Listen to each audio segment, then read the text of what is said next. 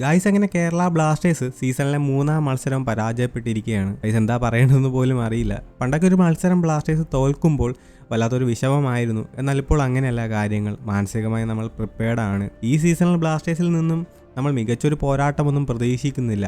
എന്നാൽ പോലും ഒരു പോരാട്ട വീര്യമുണ്ടല്ലോ, അവിടെയാണ് ആരാധകരെ മനസ്സ് മടുപ്പിക്കുന്നത്. മത്സരത്തിൻ്റെ റിസൾട്ടൊക്കെ മാറ്റി നിർത്താം, തോൽവിയായാലും ജയമായാലും അതൊക്കെ നമുക്ക് മാറ്റി നിർത്താം. ബട്ട് ബ്ലാസ്റ്റേഴ്സിൻ്റെ ഇന്നലത്തെ മാച്ചിലെ അപ്രോച്ച് എന്താണെന്നാണ് മനസ്സിലാകാത്തത്.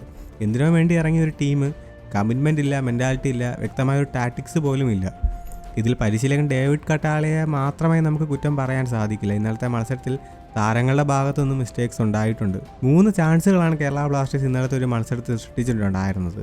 അത് ക്ലിനിക്കലായിട്ട് തന്നെ ഫിനിഷ് ചെയ്തിരുന്നെങ്കിൽ ഗോൾ സ്വന്തമാക്കാമായിരുന്നു. എന്നാൽ ബ്ലാസ്റ്റേഴ്സ് അത് ഫിനിഷ് ചെയ്തില്ല. ഇതിൽ നമുക്ക് ഒരാളെ മാത്രമായിട്ട് കുറ്റം പറയാൻ സാധിക്കില്ല. ഓൾ ടീം ഇതിനൊരു റീസണാണ്. ഇന്ത്യയിലെ ഏറ്റവും കൂടുതൽ ആരാധക പിന്തുണയുള്ള ഒരു ഫുട്ബോൾ ക്ലബ്ബ് ഇന്നിതാ റിലേഗേഷൻ സോണിൽ പെട്ട് കിടക്കുകയാണ്. കാര്യങ്ങൾ ഇങ്ങനെയൊക്കെയാണ് പോകുന്നതെങ്കിൽ അടുത്ത സീസണിൽ ബ്ലാസ്റ്റേഴ്സ് ഐ ലീഗിലായിരിക്കും കളിക്കുക. എന്തുതന്നെയാലും കേരള ബ്ലാസ്റ്റേഴ്സിൻ്റെ അടുത്ത മത്സരം ചെന്നൈയിൻ എഫ്സിക്കെതിരെയാണ്. ഒരു വിജയം ബ്ലാസ്റ്റേഴ്സിന് നേടാൻ കഴിയുമെന്നൊരു പ്രതീക്ഷയുണ്ട്. നമുക്ക് വെയിറ്റ് ചെയ്യാം എന്തുതന്നെയാലും.